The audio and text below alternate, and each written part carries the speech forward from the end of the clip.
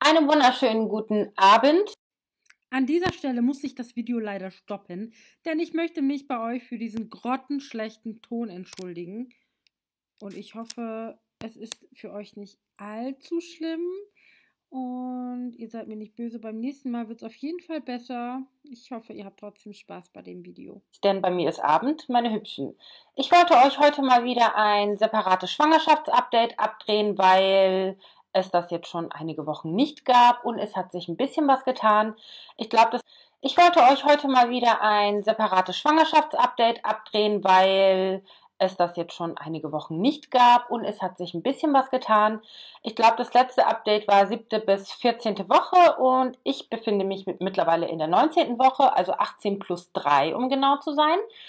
Heute hat sich auch etwas ganz Komisches ergeben. Ich hatte ein ganz schlechtes Ereignis. Davon möchte ich euch aber am Schluss des Videos nochmal erzählen. Erstmal vorab die allgemeinen Daten. Ich war nicht wieder beim Arzt seit dem Outing, was ich bekommen habe. Also ich habe nicht nochmal die Bestätigung dafür bekommen. Ich hoffe natürlich, dass das nochmal bestätigt wird. Am Montag haben wir nochmal einen erneuten Termin. Dort wird auch ein großes Screening gemacht diesmal. Die Organe, das Gehirn und so weiter vom Baby wird richtig gut unter die Lupe genommen und sich nochmal richtig Zeit genommen für den Ultraschall. Da freue ich mich schon riesig drauf. Und ja, was hat sich so ereignet, so in der 15., 16., 17., 18. Woche? Das sind ja jetzt schon einige Wochen.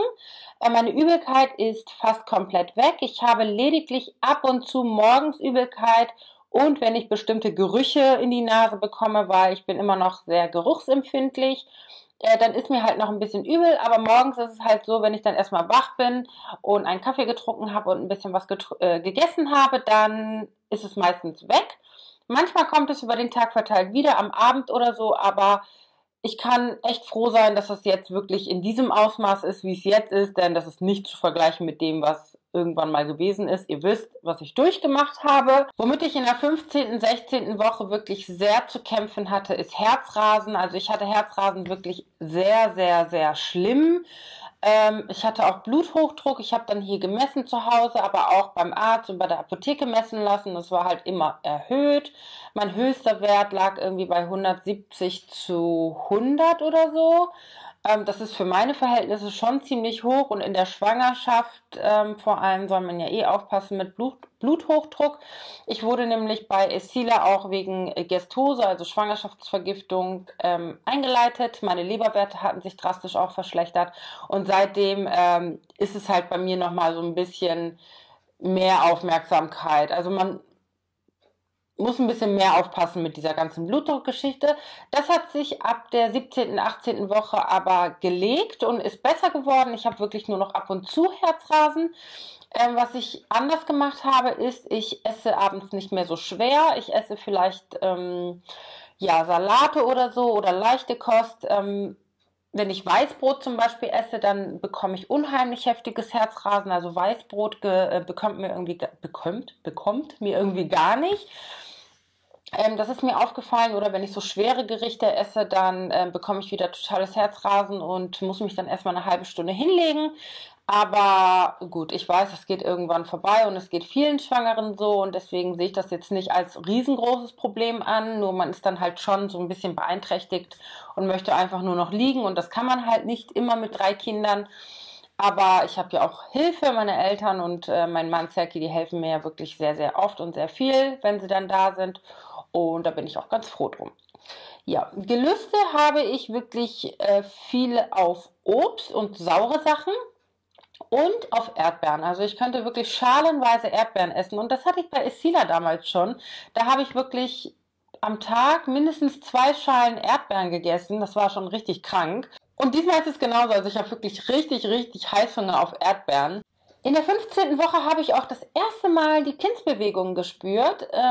Ich bin mir ziemlich sicher, dass das auch Kindsbewegungen waren, denn es war dann wirklich konstant jeden Tag und man hat es wirklich eindeutig gespürt, dass das nicht irgendeine Darmtätigkeit oder so war, sondern dass es wirklich Kindsbewegungen waren. Es waren dann wirklich so kleine Stupser, meistens im unteren Bereich, also das Baby ist ja noch nicht so groß, das ist jetzt nach oben schon gerutscht ist, sondern befindet sich ja noch so im unteren Bereich des Bauches und dort haben sich auch immer so die Bewegungen abgespielt Und ja, das war dann wirklich ein Zeichen für mich, dem Baby geht's gut, es bewegt sich und alles ist okay, also so wie es aussieht auf jeden Fall. Meine Haut hat sich auch wieder verbessert, also ich hatte hier im Stirnbereich vor allem so richtig heftige Pickel, also so, als wenn man irgendwie ganz, ganz kleine Sandkörner über mein ganzes Gesicht gestreut hätte, das war richtig schlimm. Das ist jetzt aber viel, viel besser geworden, meine Haut ist halt nur sehr, sehr trocken, meine Lippen trocknen unheimlich heftig aus, also ich muss die permanent einschmieren. Also ich bin wirklich nur am Schmieren und die sind trotzdem furztrocken. Aber ja gut, das ist jetzt nicht so schlimm. Dieses Pickelzeugs da, das war viel, viel schlimmer. Das war richtig unangenehm. Ich mache jetzt auch zweimal in der Woche ein Peeling. Das tut meiner Haut wirklich richtig gut und meine Haut ist besser denn je. Also richtig weich und wenn sie gut gepflegt ist, dann sieht das Make-up drauf schön aus. Also es ist wirklich ganz, ganz toll, wie sich das so entwickelt hat mit der Haut. Und ja, meine Hautpflege kann ich euch in einem separaten Video mal zeigen, wenn ihr da Lust zu habt. Ich habe da so ein paar neue Produkte oder neue Methoden, was ich so mache. Falls Interesse besteht, dann sagt mir das gerne. Was mir aber wieder sehr, sehr schlimme Probleme macht, und dazu kommen wir jetzt, das ist meine Symphyse. Ich hatte bei Kian seiner Schwangerschaft das letzte Drittel eine Symphysenlockerung und wurde deswegen auch eingeleitet, weil ich die Schmerzen einfach nicht mehr ausgehalten habe. Ich konnte weder liegen, noch schlafen, noch sitzen, noch gehen, also gar nichts mehr. Mein ganzer unterer Bereich war einfach Schmerz, mehr habe ich nicht mehr empfunden. Ja, damit das Baby dann nicht allzu groß ist, haben sie dann Kian 2 Wochen vorher eingeleitet vor Termin. Oder sie haben gesagt, ich kann einen Kaiserschnitt machen, aber das wollte ich nicht. Und jetzt ist es leider so, da ich ja schon vorbelastet bin wahrscheinlich, dass die Symphysen, also die Symphyse oder der untere Beckenbereich sich jetzt schon bemerkbar macht und ich unheimliche Schmerzen habe. Ihr müsst euch vorstellen, der Knochen, also das Becken lockert sich, also der Knochen lockert sich und dadurch hat man halt extreme Schmerzen. Ganz schlimm ist auch hier auf der linken Seite meine Hüfte, also hier so Hüftbereich. Beim Laufen, ich glaube, wenn ich so länger als 2, 3 Minuten laufe, fängt es schon an, dass es ganz, ganz schlimm wehtut und ich muss mich dann hinsetzen. Und im oberen Schambereich ist die reinste Katastrophe. Das tut so höllisch weh, als wenn ich einfach Muskelkater des Todes habe. Aber auch wenn ich ruhig bin, zum Beispiel liege oder sitze, macht mir das Schmerzen. Wenn ich mich von links nach rechts drehe oder umgekehrt, macht mir das Schmerzen. Also das ist ganz, ganz schlimm. Meine Hebamme war auch heute da, die guckt nochmal, sie hat da irgendwie auf einer Fortbildung so einen bestimmten Gurt kennengelernt, den sie mir empfehlen möchte, damit ich Montag das mal bei meiner Ärztin ansprechen kann. Ich hatte bei Kian einen Gurt. Ich bin der Meinung, der hat mir nichts gebracht, weil ich hatte diese Schmerzen trotzdem. Dennoch würde ich mir erneut einen Gurt verschreiben lassen, in der Hoffnung, dass es doch irgendwie meinem Becken so ein bisschen zusammenhält, damit es halt nicht so lockert oder keine Ahnung was. Dann hat sie mir noch Globulis empfohlen. Also meine Hebamme ist so auf Naturprodukte und Globulis so ein bisschen spezialisiert und sie hat mir da so ein Globulis Symphysium oder so empfohlen. Die bringt sie mir dann auch jetzt bald mit, weil sie die im Internet bestellen wollte. Und dann hat sie mir noch Globulis gegeben für oder gegen Ödeme, weil ich habe nämlich heftige Wassereinlagerungen bekommen. Alles ist bei mir angeschwollen, dementsprechend steigen die Kilos auf der Waage nach oben. Man merkt aber, dass es kein Fett ist, was sich hier alles ansammelt. Das will ich bestimmt auch, ne, ist klar. Aber man merkt richtig, dass das Wasser ist, weil wenn man es eindrückt, dann sieht man das halt, dass das Wasser ist und es schmerzt in meinen Fingerkuppen. Das ist richtig extrem und eigentlich für die Schwangerschaftswoche viel zu früh. Ich bin aber, also ich neige dazu, Wasser einzulagern, auch wenn ich nicht schwanger bin, gerade bei warmen Temperaturen oder so. Aber jetzt, wir haben noch nicht mal Sommer oder so und jetzt fängt es halt schon an und das ist echt doof. Und da hat sie mir auch noch Globulis da gelassen, dann muss ich 2 morgens, 2 abends nehmen. Ich weiß gar nicht, irgendwie Calcium, noch was, D, weiß ich jetzt nicht, muss ich nochmal gucken. Die soll ich jetzt mal probieren, weil auch das ist ja nicht gut, weil je mehr Ödeme du hast, desto mehr kann dein Blutdruck auch nach oben steigen und was weiß ich was. Also können auch Anzeichen für eine Schwangerschaftsvergiftung sein. Oh, das ist alles so, so kompliziert bei mir. Ich habe diese Probleme aber wirklich in jeder Schwangerschaft. Bei Milan wurde ich wegen Ödeme sogar eingeleitet. Er ist dann 3 Tage nach dem Termin geboren, also am Termin wurde dann eingeleitet, weil meine Ödeme so, so, so schlimm waren. Ich habe ja auch insgesamt 40 Kilo zugenommen bei Milan. Das meiste davon war aber Wasser, dementsprechend war ich das ganz schnell wieder los alles. Aber deswegen kenne ich das halt schon, dieses Problem, was ich habe und versuche jetzt so ein bisschen dagegen anzugehen. Ich darf ja nicht entwässern, so mit irgendwelchen Tees oder sowas. Ich trinke aber sehr, sehr viel Wasser. Wichtig ist auch, dass ich nicht zu viel Mineralwasser trinke, weil dadurch steigt wieder mein Blutdruck irgendwie hoch. Und heute kommt der Knaller, Leute. Heute war so ein Tag, ja. Meine Hebamme kommt heute und ich erzähle ihr dann halt, weil ich spüre seit einer Woche die Kindsbewegungen nicht mehr. Ich habe keine Ahnung, warum. Ich habe übrigens eine Vorderwandplazenta und ich weiß, es ist normal, wenn man eine Vorderwandplazenta hat, dass man die Kindsbewegung entweder sehr, sehr spät spürt oder halt irgendwie ganz leicht nur spürt. Aber ich habe sie ja in der 15. Woche schon gespürt und dann halt jetzt nicht, seit einer Woche. Habe mir dann aber gedacht, so, okay, Phyllis, du hast eine Vorderwandplazenta, mach keine Panik, warte erstmal ab. Meine Hebamme kam ja dann heute und sie hatte ihr Gerät dabei, um die Herztöne abzuhören. Und sie hat, glaube ich, 10 Minuten lang versucht, die Herztöne zu finden, aber da war einfach nichts zu finden. Sie hat dann an meinem Bauch rumgeruckelt und geguckt und gemacht und gehört und alles Mögliche, aber es waren einfach keine Herztöne. Und in dem Moment habe ich so einen Schrecken bekommen, weil ich gestern mit Serki noch drüber gesprochen hatte und gesagt habe, ey, irgendwie ist das Baby gar nicht mehr aktiv und ich weiß gar nicht, was los ist. Wenn die Hebamme morgen kommt, dann soll sie auf jeden Fall die Herztöne hören. Ansonsten fahre ich nochmal zum Arzt und so. Das hatte ich alles mit ihm schon so besprochen. Und als die Hebamme dann gesagt hat, du, ich würde das gerne abgeklärt haben. Sein Frauenarzt ist aber in Bremen, das sind 30 Kilometer. Möchtest du mal hier bei dir im Ort mal zu dem gehen? Nur kurz einmal, dass er guckt, ob das Herzchen schlägt. Nichts weiter, nichts Dramatisches.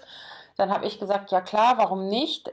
Sie hat dann sogar beim Gynäkologen angerufen und hat das halt geschildert, so dass sie die Herztöne halt nicht finden konnte und dass die Mutter, also ich, auch die Kitzbewegungen nicht mehr spüre. Und die Sprechstundenhilfe hat dann halt gesagt, ich soll sofort vorbeikommen. Habe dann Kian also schnell bei Mama abgelassen und bin dann zum Gynäkologen gefahren und habe erstmal eine ganze Stunde gewartet. Das Wartezimmer war leer, als ich reingegangen bin. Im Behandlungsraum war aber schon jemand, ja. Nach mir, also ich war glaube ich so 10, 15 Minuten alleine im Wartezimmer, nach mir kamen noch 2, 3 Patientinnen und die wurden alle vor mir drangenommen, wo ich mir erstmal so dachte, okay, es ist ja normal, ich bin erstens nicht sein Patient und zweitens, okay, das ist vielleicht kein Argument, aber ich bin Notfall zwischengeschoben worden, ja, und habe mir dann so gedacht, okay, dann sehen sie mich jetzt nicht als so dringlich und lassen mich halt warten, aber ich fand das schon schlimm, eine Mutter da warten zu lassen, wo die Herztöne einfach von dem Baby nicht gefunden werden konnten, mit dem Gewissen, ich war total hibbelig, ich hatte ganz kalte Hände und mir ging es einfach total schlecht, also mir ist dann total übel geworden und so. Naja, ich wurde dann aufgerufen, habe mich dann auf den Behandlungsstuhl gesetzt und er kam dann und hat gesagt, so ja, dann wollen wir mal gucken, ob das Herz auch schlägt. Klatscht mir so das Ultraschallgel auf den Bauch, setzt an und sagt in dem Moment, warum sind Sie denn nicht zu Ihrer Ärztin gegangen? Ich habe zu ihm gesagt, ich wäre da halt nicht direkt hingekommen, erst heute Abend, wenn mein Mann zu Hause ist und die Hebamme hat halt die Herztöne nicht feststellen können. Und ich wollte halt sofort Gewissheit haben und deswegen habe ich angerufen, also, ne, irgendwie, also, ich weiß nicht, vielleicht denkt ihr jetzt, ich übertreibe und ich hätte irgendwie doch zu meiner Ärztin erst am nächsten Tag fahren sollen oder keine Ahnung, ich weiß nicht, manche ticken ja immer so und sagen so, ach, die übertreibt wieder und so. Aber ich bin ein Mensch, der eher immer abwartet und wirklich, wenn ich wirklich das Gefühl habe, da ist irgendwas oder ich fühle mich unwohl, dann muss ich sofort Gewissheit haben. Und das habe ich halt nur, wenn ich direkt bei mir im Ort halt zu diesem Arzt gehe. Ich hätte auch zu meinem Hausarzt gehen sollen am besten. Der hat nämlich auch ein Ultraschallgerät, ja. Der hat mich nicht so dumm von der Seite angemacht wahrscheinlich. Dann habe ich ihm das halt so gesagt und dann sagt er, ist natürlich bequemer hierher zu kommen, ne? Ich habe ihn nur so angeguckt. Ich sage, wie bequemer? Er hat allen Ernstes gedacht, ich habe keinen Bock gehabt, nach Bremen zu fahren und finde es bequemer, mal eben hier die Herztöne abzuhören und bin deswegen in seine Praxis gekommen. In dem Moment guckt er aber noch und hat irgendwie noch nicht so die Position gefunden, wo man das Herzchen schlagen sieht, weil hätte ich das schon gesehen gehabt, dann wäre ich nämlich so vom Stuhl wieder aufgestanden und hätte mich verpisst aus dieser Praxis. Ich habe dann nur gesagt, ja, dann hätte ich ja heute Abend auch ins Krankenhaus fahren können. Ich hätte ja gar nicht hier in die Praxis kommen brauchen, wenn ich hier so dumm angemacht werde, so nach dem Motto. Da hat er gesagt, das wäre auch nicht das Krankenhaus, also das wäre auch nicht die Aufgabe eines Krankenhauses. Also ich habe mir nur gedacht, was stellt dieser Arzt sich denn vor, wie ich mich fühle? Er ist Gynäkologe und wird bestimmt nicht, also ich jetzt kann ich schon gar nicht mehr reden, aber ich war bestimmt nicht sein einziger Fall, was sowas angeht.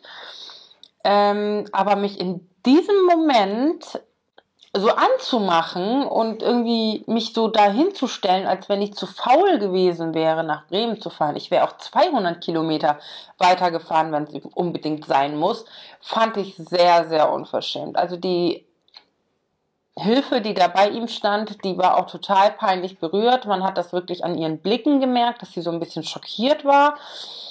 Und er hat dann auch das Herzchen gefunden, das Herzchen schlägt und ich dachte nur so, oh, ich war so erleichtert. Dann hat er auch den Ton angemacht, ich habe das Herzchen auch gehört. Entschuldigung. Und ich habe mir nur gedacht, ey, du, Punkt, Punkt, Punkt. In deine Praxis setze ich keinen Fuß mehr.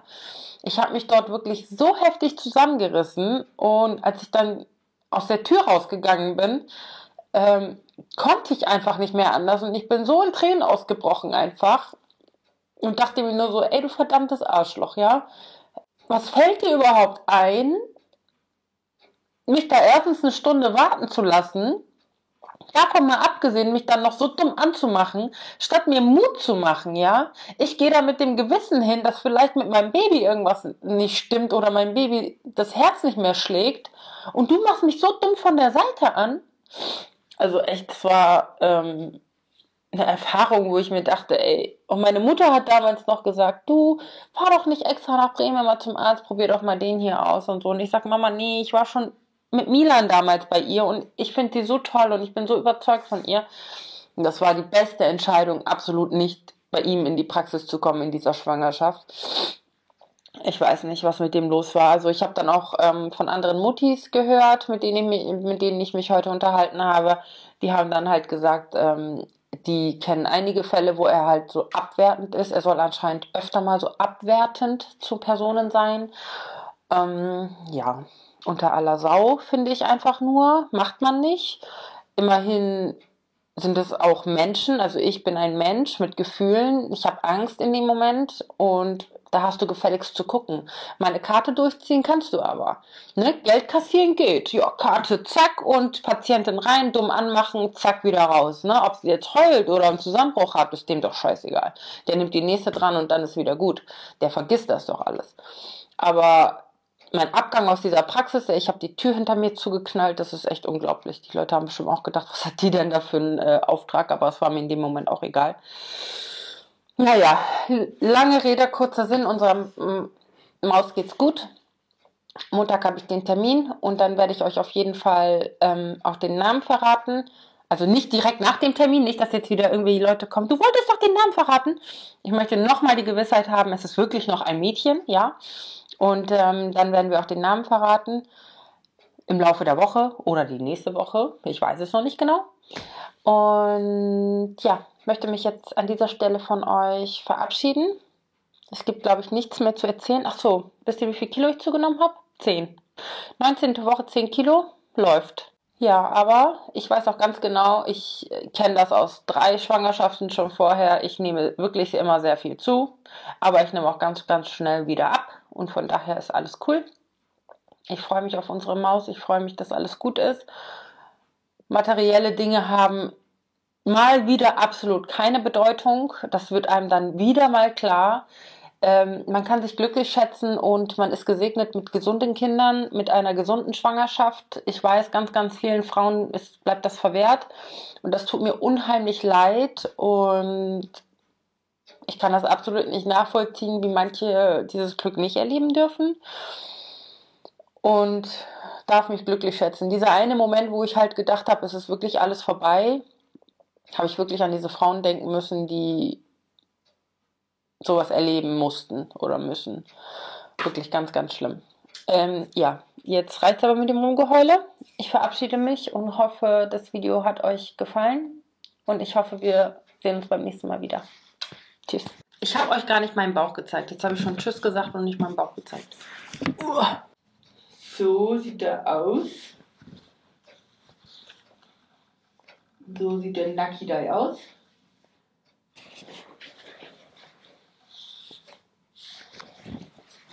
So, jetzt aber Tschüss.